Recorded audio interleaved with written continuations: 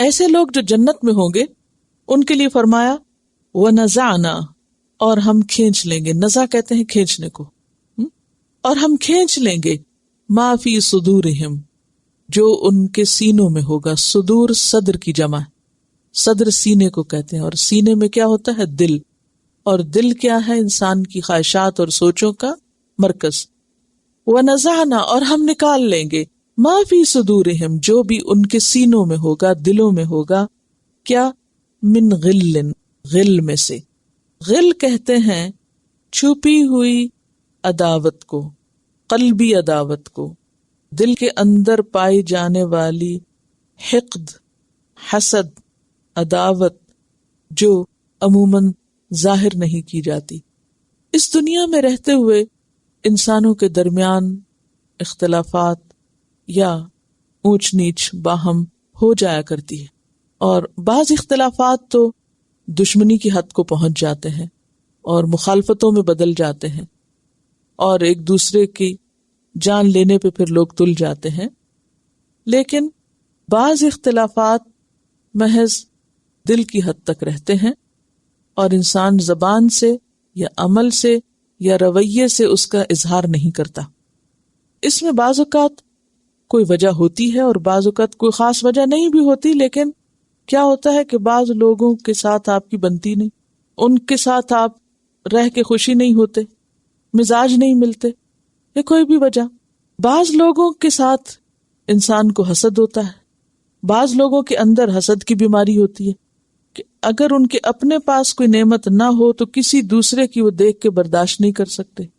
وہ کنٹرول کریں بھی تو پلٹ پلٹ کے وہ چیز اٹھ کے آتی ہے کہ میرے پاس کیوں نہیں، لیکن وہ زبان سے کہتا بھی نہیں. اور اس کا عام طور پر آپ مظاہرہ دیکھیں گے کہ بعض اوقات اگر کسی کو اللہ کی کوئی نعمت نصیب ہو تو اس وقت کچھ لوگ تو بہت دل سے خوشی کا اظہار کرتے ہیں، لیکن کچھ لوگ مجبوری کے مارے، محض دکھانے کو، یا یہ کہ یعنی دل میں بالکل کچھ اور ہے لیکن ظاہر میں کچھ اور، دل میں ساری وہ چیز چھپا کے رکھی ہوئی ہے، خوش نہیں ہے لیکن بس رسم دنیا نبھانے کو خوشی کا اظہار کر رہے ہیں. حقیقی خوشی انہیں نہیں ہوتی دوسرے کی کسی بھی کامیابی پہ یا نعمت پہ یا خیر اور بھلائی پہ. اب یہ ساری چیزیں بندوں کو تو نہیں پتا، لیکن اللہ کو پتا ہے کہ کس بندے کے دل میں کس کے لیے کیا. اب مثلا دو لوگ ہیں، دونوں ہی بڑے نیک ہیں، اچھے ہیں، اپنی اپنی جگہ انڈیپینڈنٹلی بڑے اچھے اچھے کام کر رہے ہیں، نمازیں بھی خوب پڑھ رہے ہیں، صدقہ خیرات کر رہے ہیں اور خیر کے کاموں میں بھاگ رہے ہیں، مگر انسان ہے انسان، اور انسان ہونے کے ناطے جو کمزوریاں لگی ہوئی ہیں ساتھ، اس کی وجہ سے آپس میں تعلقات کچھ بہت اچھے نہیں. اور ایسا بہت دفعہ دیکھنے میں آتا ہے کہ لوگ ایک مقصد کے لیے نکلتے ہیں، اکٹھے ہوتے ہیں، لیکن آپس میں دل پھٹے ہوئے ہوتے ہیں، اور بعض اوقات کچھ انسانی کمزوریوں کی وجہ سے یہ چیزیں زیادہ ہو جاتی ہیں. ایسی صورت میں اگر انسان کوشش کر کے ان چیزوں کو نکالتا رہے اور پھر بھی وہ مجبور ہو نہ نکلے تو قیامت کے دن اللہ تعالیٰ جنت میں جانے سے پہلے ان چیزوں سے انسان کو پاک کر دیں گے، تاکہ جنت میں سب لوگ صرف خوشی سے رہیں، کوئی کسی کی نعمت پر حسد نہ کرے، اور کوئی کسی سے ناراض ہو کر نہ رہے، اور کوئی کسی سے نفرت نہ کرے، اور کوئی کسی سے دلی طور پہ دور نہ ہو، کیونکہ اصل قربت دل کی قربت ہوتی. آپ نے دیکھا ہوگا کہ بعض لوگ ہزاروں میل کے فاصلے پر بھی ہوتے مگر آپ کے دل کے قریب ہوتے، اور بعض لوگ آپ کے ساتھ ہوتے ہیں اور وہ آپ سے دور ہوتے ہیں. تو قیامت کے دن جنت میں جانے سے پہلے اللہ تعالیٰ ان لوگوں کے دلوں کو صاف کر دیں گے، من غل، ہر قسم کے غل سے. اور اس آیت کی تشریح میں نبی صلی اللہ علیہ وسلم نے خود فرمایا کہ مومنوں کو دوزخ سے الگ کر لیا جائے گا، یعنی پل صراط سے جب لوگ پار ہو کے آگے پہنچیں گے تو مومنوں کو دوزخ سے الگ کر لیا جائے گا، پھر دوزخ اور جنت کے درمیانی پل پر روک لیا جائے گا، جس پل کو کیا کہتے ہیں؟ قنطرہ. یہ آپ نے کتاب پڑھی ہوگی قیامت کا بیان جو ہے، اس کا آپ دیکھیے پیج نمبر ہے 257. قنطرہ، پل صراط سلامتی سے عبور کرنے والے اہل ایمان کو قنطرہ پر روک لیا جائے گا. قنطرہ عربی میں پل کو کہتے ہیں. ان کی باہمی ناراضگیاں اور گلے شکوے دور کیے جائیں گے، تب انہیں جنت میں داخل کیا جائے گا تاکہ جنت میں باہم گھل مل کے رہیں. ابو سعید خدری رضی اللہ عنہ کہتے ہیں کہ رسول اللہ صلی اللہ علیہ وسلم نے فرمایا پل صراط پار کرنے کے بعد مومنوں کو جنت اور جہنم کے درمیان قنطرہ پہ روک لیا جائے گا۔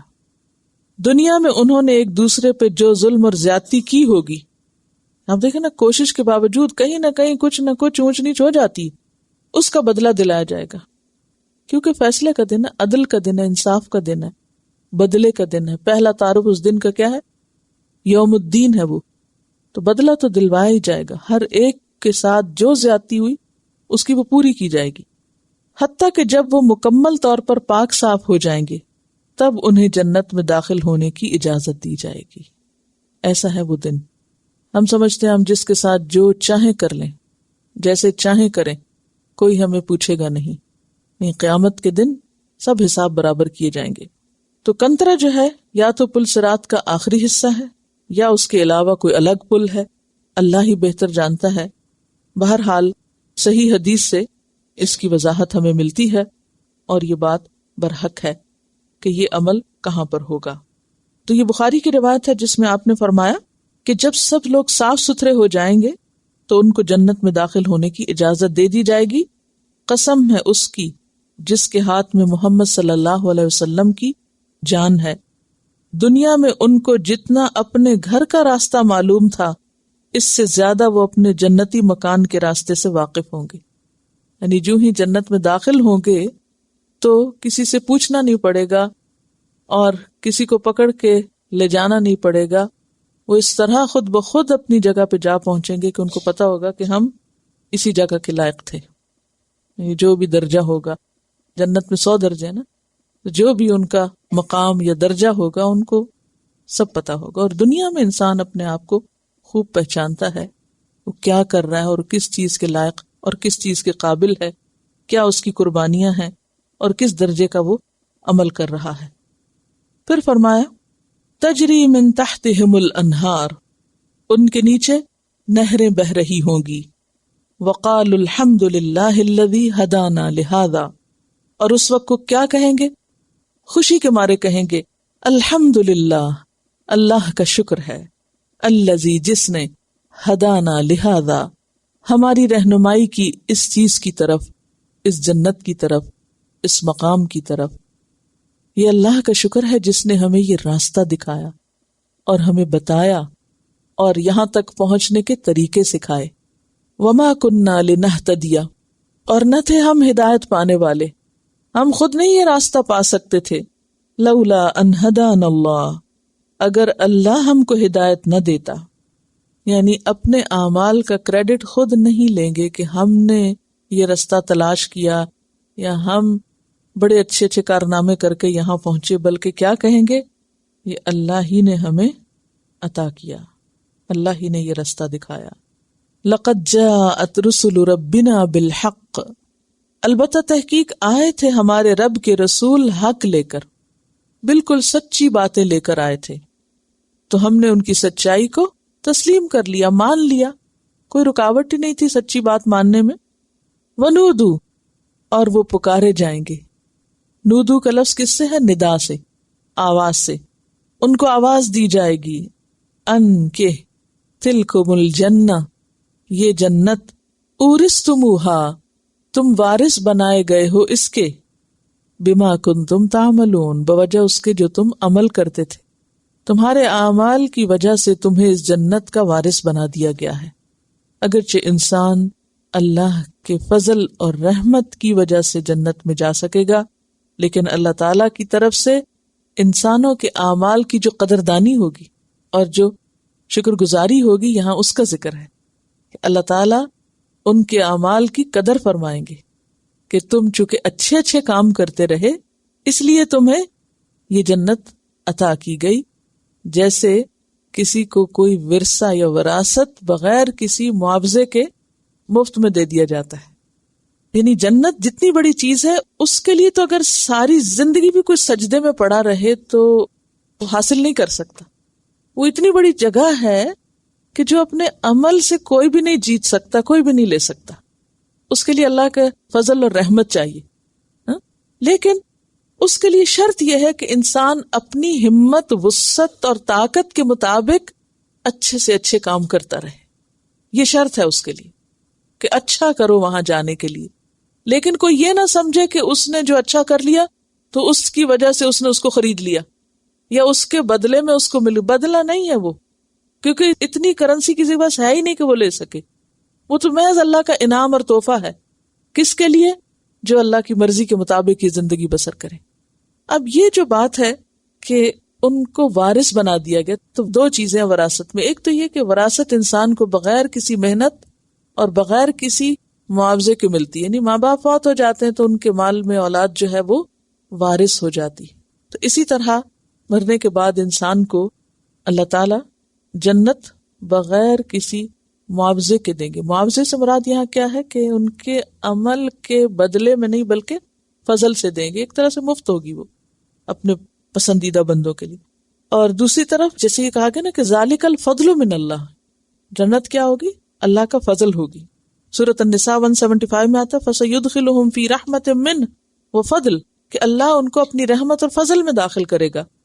اور حدیث میں یہ بھی آتا ہے کہ تم میں سے کوئی اپنے عمل کی وجہ سے جنت میں نہ جا سکے گا. لوگوں نے پوچھا ولا انت یا رسول اللہ، اے اللہ کے رسول صلی اللہ علیہ وسلم آپ بھی نہیں؟ فرمایا ولا انا، میں بھی نہیں، الا ان یتغمدنی اللہ برحمت منہ وفضل، مگر یہ کہ اللہ مجھے اپنی رحمت اور فضل سے ڈھانپ لے. اور جنت کے بارے میں بارہا پیچھے میں آپ کو ایک حدیث سنا چکی ہوں کہ اللہ تعالیٰ جنت سے کیا کہتے ہیں؟ انتی رحمتی، تو کیا ہے؟ میری رحمت ہے، تیرے ساتھ میں اپنے اچھے بندوں پر اپنا رحم کروں گا. تو جنت سراسر اللہ کی رحمت اور فضل ہے. اب یہ جو وراثت کی بات ہے، اس میں ایک اور چیز بھی آتی ہے کہ آدم علیہ السلام کو جنت میں بھیجا گیا تھا جو سب کے کیا ہیں؟ باپ. اب پھر وہاں سے ان کو نکلنا پڑا.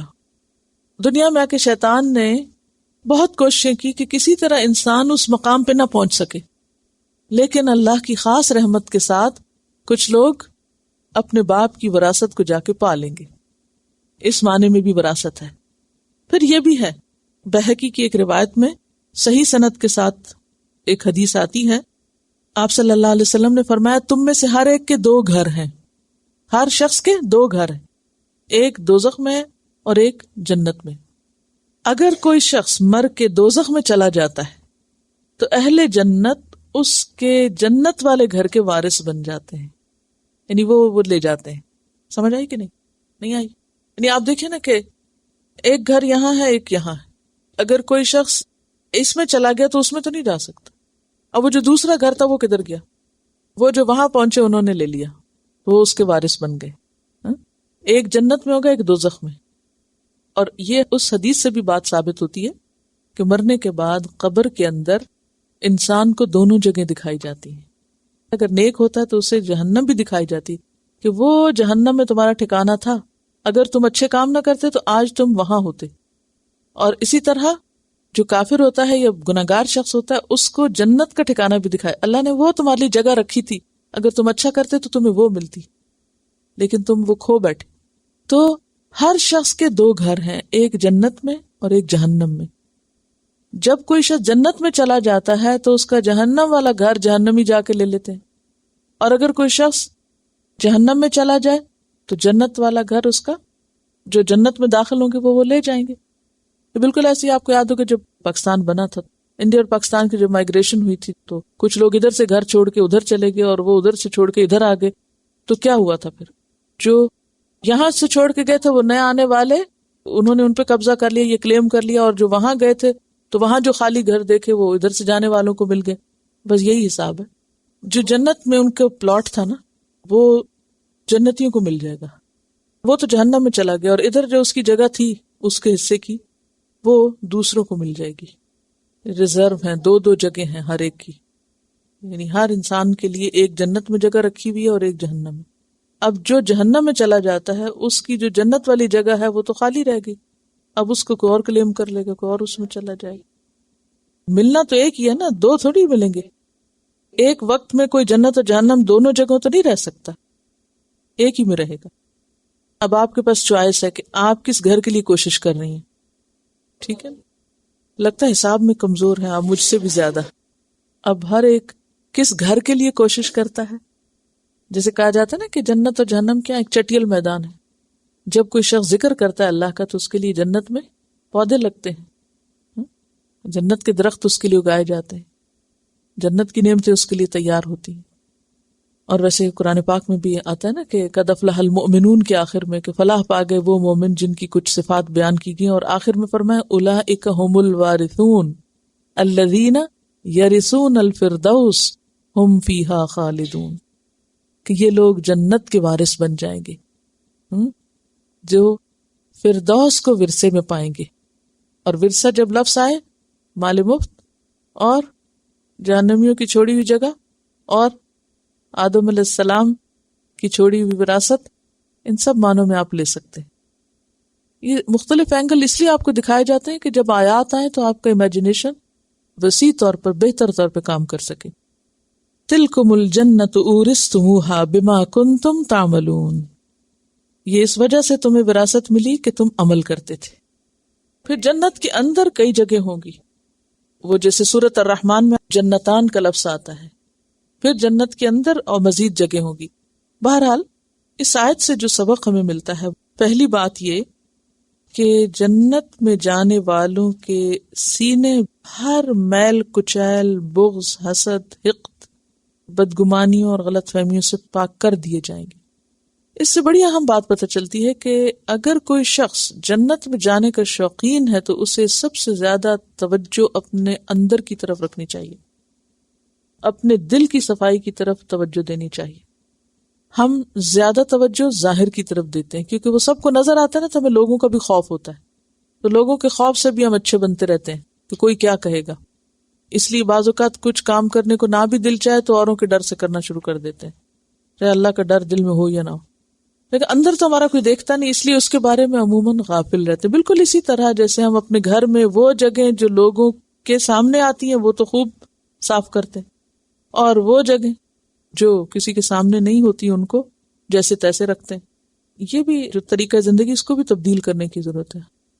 خیر، اسی طرح آپ دیکھیے کہ ہم ظاہری اعمال پر بھی توجہ دیں لیکن اس کے ساتھ ساتھ اندر پہ ہمیشہ نظر رکھیں، اور وہ صرف آپ خود رکھ سکتے ہیں. جو ظاہری اعمال ہے اس پہ تو دوسرے بھی رکھ رہے ہیں، وہ بھی آپ کو بتا دیں گے اگر آپ کو اپنی باہر کی خرابی نہ بھی نظر آئی، لیکن اندر کی خرابی کون دیکھے گا؟ وہ تو آپ کو خود ہی دیکھنی ہوگی. اور پھر آپ دیکھیے کہ اس میں ایک لمٹ ہے، اگر آپ کی نیکیاں زیادہ ہو گئی تو تھوڑا بہت میل کچیل جو اسے صاف کر دیا جائے گا، لیکن اگر وہ میل کچیل زیادہ ہوا تو وہ نیکیاں جو ہے پوری صفائی نہیں ہو سکے گی. دوسری بات یہ ہے کہ اہل جنت جو ہیں وہ جنت میں انتہائی خوش اور انتہائی سکون کے ساتھ رہیں گے. اور اس سے یہ بات پتہ چلتی ہے کہ دنیا بھی جنت بن جاتی ہے جب لوگ آپس میں صاف دلوں کے ساتھ رہتے ہیں اور دلوں کو صاف کرتے رہتے ہیں ایک دوسرے کے بارے میں، اور دلوں میں ایک دوسرے کے لیے نفرت اور بغض اور حسد نہیں رکھتے. اور اس کا سب سے زیادہ فائدہ اس شخص کو ہوتا ہے جو اپنے لیے اس عمل کو چوز کر لے. کیوں؟ اب دیکھیے کہ مثلا اگر میں نے اپنا دل کسی کے خلاف حسد، بغض وغیرہ سے صاف رکھا ہوا ہے تو اس سے مزہ کون اٹھا رہا ہے؟ میں خود. یعنی بعض اوقات ایسا لگتا ہے نا کہ ہم کہتے ہیں فلاں کی زیادتی تو میں بھول ہی نہیں سکتی، اور فلاں کا جرم اور قصور تو میں معاف ہی نہیں کر سکتی. ٹھیک ہے نہ کریں، لیکن اس کی تکلیف کون اٹھا رہا ہے معاف نہ کرنے کی؟ خود اذیت میں، خود تکلیف میں، خود پریشانی میں، اپنے لیے خود جمع کی ہوئی ہے وہ چیز. اور اس کا حل کیا ہے؟ نکال دیں، دوسرے سے بات کر لیں، کمیونیکیشن کریں. اگر آپ کو کسی سے بھی کوئی شکایت ہے تو آپ اس سے دوبارہ پلٹ کے پوچھ لیں بھی کیا مسئلہ ہے، تاکہ دل ہلکا ہو. تو دلوں کا ہلکا کرنا، اور وہ لوگ جو باہم کسی بھی گھرانے میں یا کہیں پر بھی جہاں لوگ اکٹھے ہوتے ہیں، کوئی کام کی جگہ جہاں لوگ آپس میں ایک دوسرے پر ٹرسٹ کرتے ہیں، اعتماد کرتے ہیں، شیر و شکر ہو کے رہتے ہیں، مل جل کے رہتے ہیں، ایک دوسرے کے ساتھ کمیونیکیشن رکھتے ہیں، ایک دوسرے کی کمی بیشی کو معاف کر دیتے ہیں، اس جگہ میں جو برکت اور جو خوشی ہوتی ہے وہ اس کے علاوہ کسی اور جگہ میں نہیں ہو سکتی. خواہ آپ کسی 7 اسٹار ہوٹل میں جا کے کیوں نہ رہیں، کہیں بھی نہیں وہ آپ کو ملے گی چیز جو آپ کو ایک جھونپڑی میں مل سکتی ہے اگر دل جڑے ہوئے ہیں اور دلوں میں ایک دوسرے کے لیے ادب، احترام، محبت اور دوسرے کا حق پہچاننا ہے. بڑے چھوٹوں پہ رحم کرنے والے اور چھوٹے بڑوں کی عزت کرنے والے. تو دنیا کی زندگی بھی لا خوف علیہم ولا ہم یحزنون ہو جاتی ہے اگر انسان انسانوں کے حقوق پہچانے. غل اور غل کا روٹ ایک ہی ہے. غین لام لام بیڑیوں اور زنجیروں کے لیے بھی استعمال ہوتا ہے, توق کے لیے بھی استعمال ہوتا ہے, اغلال. اور دیکھا جائے تو یہ جو غل ہے, حسد اور کینہ وغیرہ, یہ بھی کیا ہے؟ بیڑیاں ہیں دلوں کی معنوی طور پر. غل جو ہے وہ حسی توق کے لیے آتا ہے, لیکن غل جو ہے وہ اندر کی ایسی کیفیت ہے جس کو دل کی تنگی سے بھی تعبیر کیا گیا. اور دل کی تنگی کہ انسان اندر ہی اندر گھٹتا رہتا ہے, اندر ہی اندر کڑتا اور جلتا رہتا ہے, اندر ہی اندر اپنے آپ کو کھاتا رہتا ہے. تو یہ کیا ہے؟ اس نے اپنے اندر خود اپنے دل کو توق پہنایا ہوا ہے. اور جب انسان دوسروں کو معاف کر دیتا ہے تو وہ دل جو ہے وہ کھل جاتا ہے, اور اس سے پھر چہرہ بھی کھل جاتا ہے. یہاں جو جنت والوں کی بات ہے یہ بڑی اہم ہے کہ وہ کہتے ہیں کہ اللہ کا شکر ہے جس نے ہمیں یہ راستہ دکھایا.